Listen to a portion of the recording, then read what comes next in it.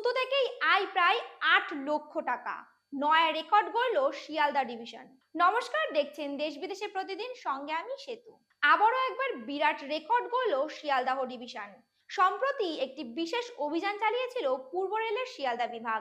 আর এই অভিযানে যে এত বড় সাফল্য লাভ হবে তা কে ভাবতে পেরেছিল? জানলে হয়তো আকাশ থেকে পড়বেন।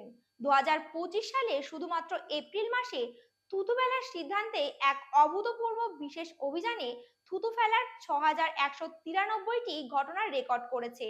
এছাড়াও এই ডিভিশনের প্রায় সমস্ত স্টেশনে অভিযান চালিয়ে যাত্রীদের কাছ থেকে ৭,৬১,০৭০ টাকা জরিমানা আদায় করেছে।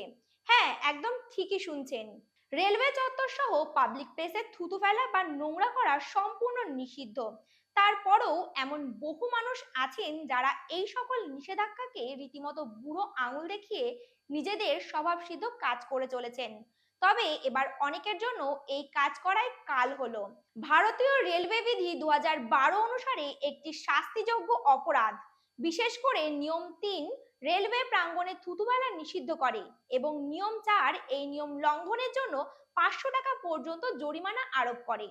যেখানে গত মাসে স্টেশন চত্বরে থুতু ফেলা মানুষের সংখ্যা পরিষ্কার পরিচ্ছন্নতা এবং সামাজিক স্বাস্থ্যবিধির প্রতি অবহেলা এক আদর্শ নিদর্শন তুলে ধরে।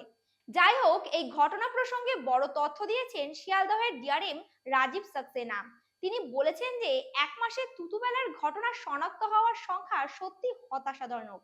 যদি আমরাও এই অভিযানের মাধ্যমে কঠোর ব্যবস্থা নিচ্ছি, এটি বৃহত্তর জনসচেতন এবং নাগরিক আচরণে দ্রুত পরিবর্তনের জরুরি প্রয়োজনীয়তার উপর জোর দেয়। এই কাজ স্বাভাবিকভাবেই রেলের কাছে বিরাট সাফল্যের। রেলের আর্জি রেলওয়ে প্রাঙ্গণ পরিষ্কার পরিচ্ছন্ন রাখা একটি সম্মিলিত সামাজিক দায়িত্ব।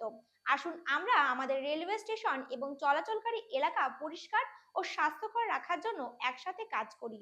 যাত্রী এবং রেল ব্যবহারকারীদের স্টেশন এবং কনকোর্স এলাকায় থুতু ফেলা থেকে বিরত থাকতে হবে। আরো ভালো ভ্রমণ অভিজ্ঞতার জন্য পরিষ্কার এবং স্বাস্থ্যকর পরিবেশ বজায় রাখতে রেল কর্তৃপক্ষের সাথে সহযোগিতা করুন। তো এই ছিল আজকের ভিডিও। দেখছেন দেশ বিদেশে প্রতিদিন, প্রেজেন্টিং বাই এইচপিআর নিউজ। নমস্কার।